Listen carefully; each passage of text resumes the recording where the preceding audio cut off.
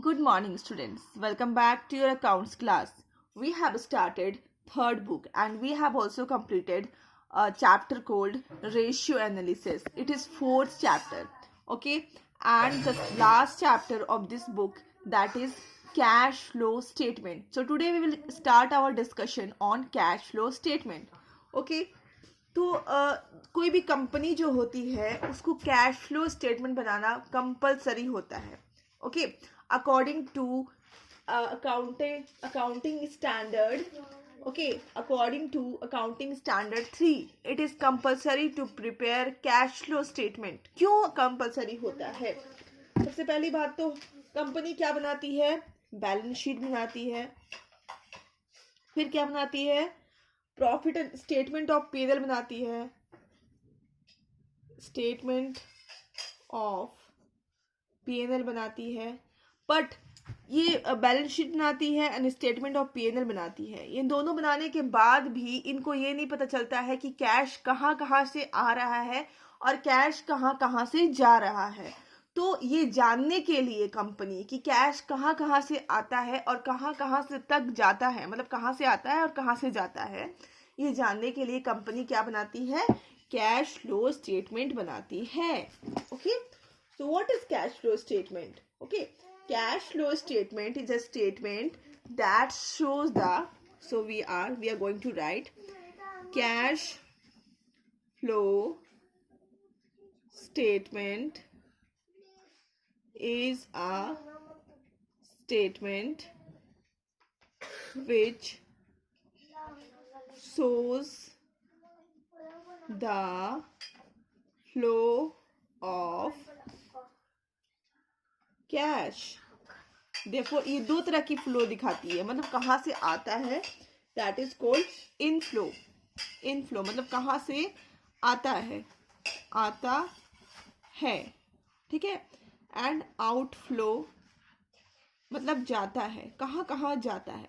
ठीक है, तो राइट हम यहाँ पे करते क्या है, हम एक स्टेटमेंट प्रिपेयर करते हैं.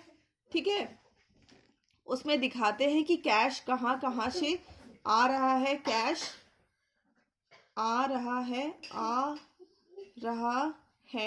और कैश कहाँ कहाँ जा रहा है, कैश कहाँ जा रहा है. तो this is called inflow and this is called outflow. Okay, और इस स्टेटमेंट का हम नाम देते हैं cash flow statement.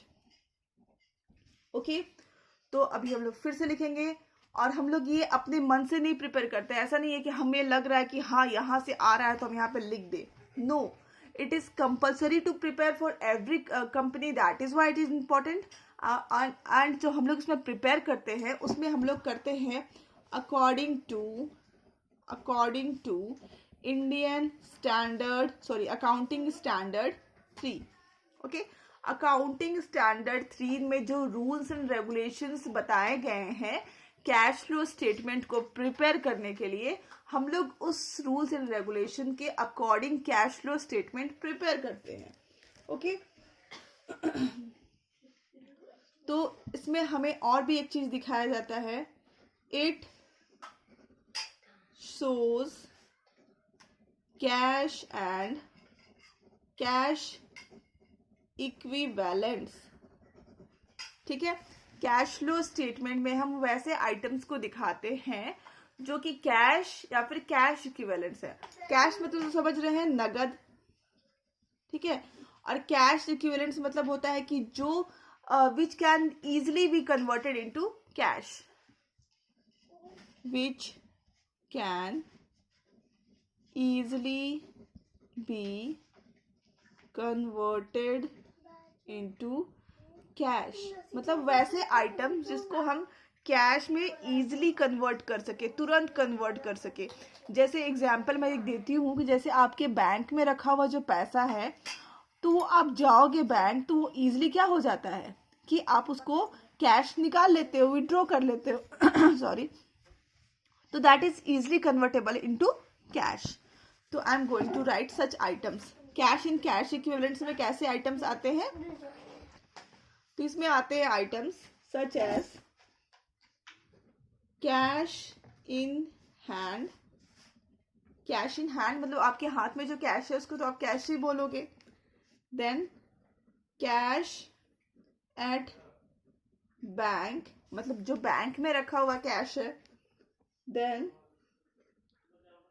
Short term investment, जो शॉर्ट टर्म इन्वेस्टमेंट है मतलब ऐसा इन्वेस्टमेंट जिसको आप तुरंत कैश में कन्वर्ट कर सकते हो। तुरंत मतलब 3-4 मंथ्स के विद इन आप उसको कैश में कन्वर्ट कर सकते हो।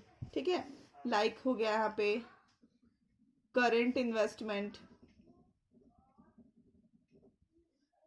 therefore marketable securities, short term securities आप समझ सकते हो।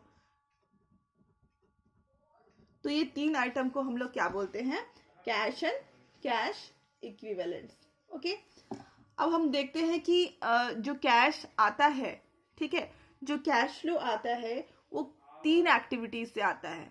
ठीक है, मैं यहाँ पे लिखूंगी cash flow is classified in 3 activities. जो कैश आता है कंपनी के अंदर मतलब जो कैश आ रहा है कंपनी के अंदर वो तो 3 एक्टिविटीज से आता है। ठीक है, पहला को बोलते हैं ऑपरेटिंग एक्टिविटीज। ठीक है, क्या होता है पहले हम लोग लिख लेंगे, then I will explain. Okay, operating activities, these are primary और principal revenue generating activities of any business. Okay, operating activities, these are primary or principal revenue generating activities of any business. इसको क्या बोलते हैं? Operating activities से cash आना। Okay, second is investing activities.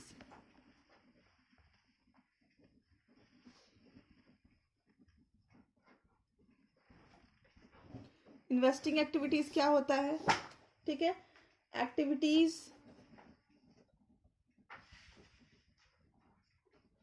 which relates to sale and purchase of fixed assets or non-current investment।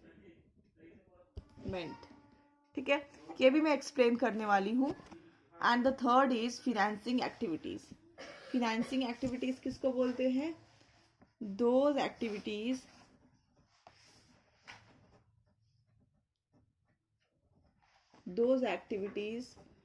which results in change in size and composition of capital or borrowings। ठीक है, अब हम लोग इसको समझते हैं। जैसे मान लो एक बिजनेस है। What is this? This is business. ठीक है, this is a shoe shop, ये जूता चप्पल की दुकान है, शूज शॉप। ठीक है, यहाँ पे क्या बिकेंगे? शूज बेचे जाएंगे। ठीक है, मुझे बताने नहीं आ रहा बट शूज बेचे जाएंगे एंड स्लीपर्स बेचे जाएंगे। ओके, तो यहाँ पे बेसिकली यहाँ पे क्या सेल होगा?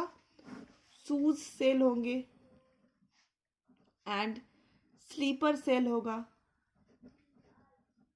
ठीक है, तो अब मान लो हमने शूज या स्लीपर्स या सॉक्स ये सेल करा, तो यहाँ पे पैसे आए। ठीक है, कैश फ्लो हुआ, मतलब इनफ्लो हुआ। ठीक है, कैश इनफ्लो हुआ मतलब पैसा आया हमारे पास। ठीक है, तो यहाँ पे ये जो बिजनेस है उसका मेन काम क्या है? मेन काम है शूज बेचना, स्लीपर बेचना। शूज बेचे या फिर चप्पल बेचे या जूता बेचे, जो भी बेचे, इसको बेचने से हमें जो पैसा आता है, ठीक है, तो उस वो बिजनेस का मेन काम से पैसा आ रहा है। ओके, बट मान लो ये जो बिजनेसमैन था, इसका नाम था मिस्टर राम। ठीक है, मिस्टर राम ने एक दिन क्या किया, देखा कि मैं उसका मोबाइल जो है, उसका जो मोबाइल है वो बहुत खराब हो गया है, मतलब उसको नया मोबाइल लेने का मन था, तो उसने अपना पुराना मोबाइल सेल कर दिया। यहां से भी पैसे आ रहे हैं, there is a inflow of cash, यहां से भी पैसे आ रहे हैं। ओके, फिर मिस्टर राम ने देखा उसके पास एक फर्नीचर पड़ा हुआ था, अलमारी था, ठीक है, जो कि उसको पसंद नहीं आया, या फिर उसको लगा कि अब ये पुराना हो गया है, तो उसको भी उन्होंने क्या कर दिया, सेल कर दिया। यहां से भी इनफ्लो हुआ। ठीक है,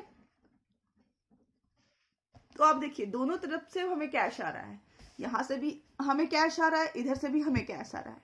ठीक है, तो ये जो था, ये बिजनेस का मेन काम था, प्राइमरी या फिर प्रिंसिपल वर्क था बिजनेस का। तो जब हमें प्राइमरी, प्रिंसिपल या तो फिर बिजनेस का मेन प्रॉफिट मोटिव जो है, ठीक है, बिजनेस का जो मेन काम से पैसा आता है, इसको हम लोग बोलेंगे ऑपरेटिंग एक्टिविटीज।